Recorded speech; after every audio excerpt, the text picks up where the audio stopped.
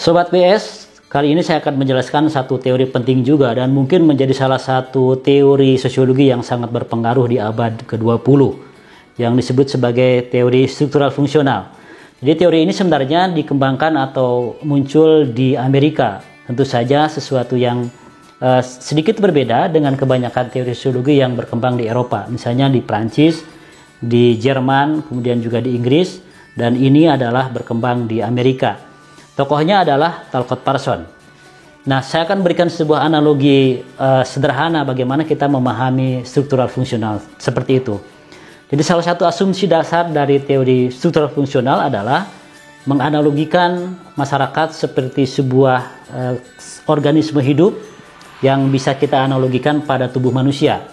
Jadi tubuh manusia ini adalah sebuah kesatuan yang disebut sebagai sistem atau bagian-bagian dari sistem-sistem yang sangat banyak.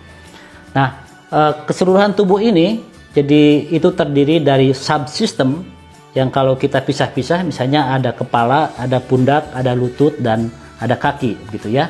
Itu seperti dalam lagu seperti itu ya, pundak, lutut, dan kaki. Itu adalah disebut sebagai bagian dari tubuh manusia atau menjadi sebuah organisme. Nah, dari analogi seperti itu kemudian para tokoh struktural fungsional itu menggunakan struktur tubuh manusia atau hewan menjadi sebuah gambaran tentang masyarakat. Jadi masyarakat juga terdiri dari beberapa struktur-struktur yang struktur-struktur tersebut disebut sebagai subsistem. Nah, bagian-bagian itu nanti membentuk sebuah kesatuan yang dinamakan sebagai sistem yang bersifat besar. Begitu. Kita lihat deh. Dalam masyarakat ada yang disebut dengan struktur ekonomi, kemudian ada struktur politik, ada juga struktur-struktur agama dan kebudayaan dan lain-lain seperti itu. Asumsi lain dari teori struktural fungsional ini membicarakan tentang bahwa masyarakat itu bisa menjadi sebuah kesatuan, menjadi sebuah masyarakat karena ada yang disebut sebagai konsensus atau kesepakatan. Jadi bagian-bagian masyarakat yang ada itu seakan-akan bersepakat, oke deh kita menjadi sebuah kesatuan yang namanya masyarakat. Tetapi kata Parsons ada prasyarat penting agar sebuah sistem masyarakat itu bisa bertahan menjadi sebuah kesatuan. Ini yang disebut sebagai konsep agil, sebagai prasyarat fungsional. Makanya kemudian teori ini disebut juga sebagai struktural fungsional. Jadi tidak hanya dilihat strukturnya saja, tetapi juga struktur tersebut harus bersifat fungsional. Kalau teori yang lain mungkin hanya membahas strukturnya saja, itu disebut sebagai strukturalis.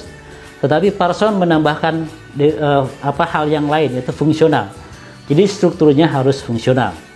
Disingkat dalam sebuah akronim yang sangat akrab sekali dengan mereka yang belajar sosiologi yang bernama AGIL. AGIL itu terdiri dari A-nya adalah adaptation, jadi proses adaptasi. Yang kedua ada goal attainment atau meraih tujuan. Kemudian ada integration dan ada latensi. Nah, itu adalah disebut sebagai prasyarat fungsional sebuah masyarakat bisa bersatu. Saya akan mulai dari yang pertama. Adaptation atau proses adaptasi. Jadi sebuah struktur dalam masyarakat itu harus mengadaptasikan dengan lingkungan di mana struktur itu ada. Atau juga harus mengadaptasikan dengan sistem-sistem yang lain, dengan subsistem yang lain. Kalau kita lihat misalnya salah satu subsistem yang ada dalam masyarakat adalah subsistem ekonomi misalnya. Maka dia harus beradaptasi dengan subsistem yang lain, misalnya agama, politik, dan kebudayaan. Itu adalah proses adaptasi. Yang kedua adalah goal attainment. Goal attainment ini adalah sebuah proses menerjemahkan tujuan dari sebuah sistem. Jadi bagian-bagian dari keseluruhan sistem itu harus bisa mendukung, menerjemahkan pada tujuan sistem yang lebih besar. Nah, tubuh kita ini adalah subsistem masing-masing. Tangan punya sistem sendiri, kepala punya sistem sendiri, tetapi dalam keseluruhan harus ada yang disebut dengan goal attainment, tujuan keseluruhan dari tubuh ini. Kemudian yang ketiga ada integration. Integration ini adalah sebuah proses koordinasi gitu, penyatuan antara subsistem yang ada dalam masyarakat menjadi sebuah kesatuan. Tidak boleh masing-masing, tidak boleh satu-satu, tangan ke kiri, kaki ke kanan, itu nggak sampai-sampai. Sama juga dalam kehidupan masyarakat, agar dia bisa berjalan, running well, maka dia harus terintegrasi.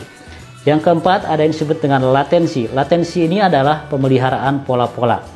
Jadi dalam kehidupan sosial seringkali subsistem itu keluar dari tugas utamanya atau peran utamanya.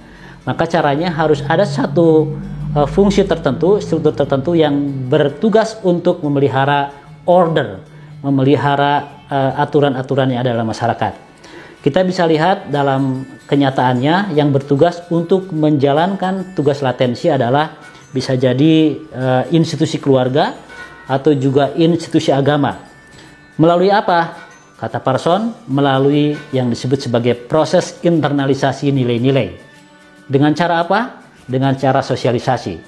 Nah, jadi ketika seseorang masuk dalam sebuah institusi keluarga, maka seorang anak atau seorang ayah, seorang ibu nanti akan mencoba menginternalisasi nilai-nilai yang bersifat bersifat bersama seperti tradisi, kemudian agama, aturan, dan lain-lain. Itu diajarkan melalui proses internalisasi dan didapatkan dalam proses sosialisasi.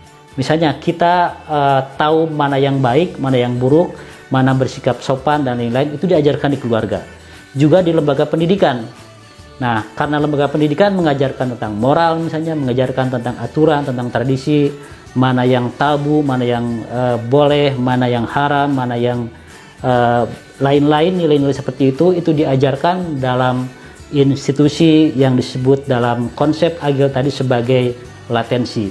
Nah, dengan cara itulah kemudian masing-masing individu akan memasuki dirinya dalam sebuah kesepakatan bersama yang ada dalam kebudayaan. Nah, sobat semua, dengan konsep yang Agile tadi sebagai prasyarat fungsional dalam memahami sistem masyarakat, maka inilah yang disebut sebagai teori struktural fungsional. Jadi kalau strukturnya tidak fungsional, dia dengan sendirinya akan akan hilang begitu saja. Maka nanti akan melahirkan struktur yang baru karena dibutuhkan oleh masyarakat. Nah, sobat semua, ini adalah satu perspektif yang sangat penting dan juga sangat umum digunakan sebagai cara memahami masyarakat dalam sosiologi. Demikian, kalau ada pertanyaan sampaikan pada kolom pertanyaan, pada kolom yang kami sediakan. Jangan lupa untuk like dan subscribe agar sobat semua tidak ketinggalan pembahasan kami. Terima kasih.